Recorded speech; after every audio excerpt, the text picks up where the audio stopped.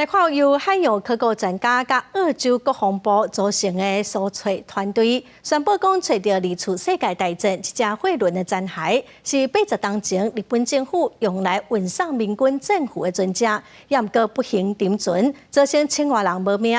其中有979个人是澳洲人哦，所以沉船的地点、残骸的位置，嘛受到澳洲政府正大的重视。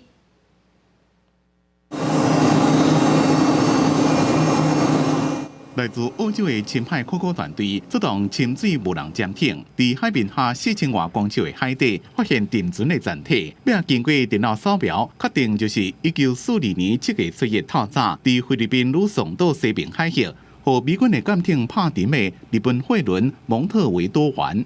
The data came up, and we waited for 6 hours for the data to be processed, and there it was. And it was almost immediate. You could see that it was a ship. It was in 2 parts, the bow and the stern.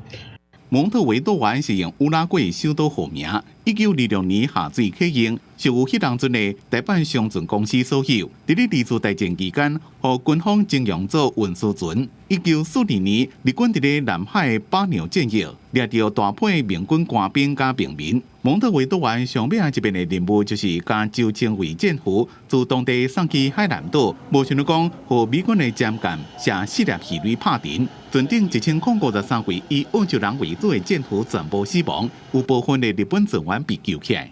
This tragedy saw the single biggest loss of life of Australians at sea in our history. And since then, the absence of a location of the Montevideo Maru has represented unfinished business for the families of those who lost their lives until now.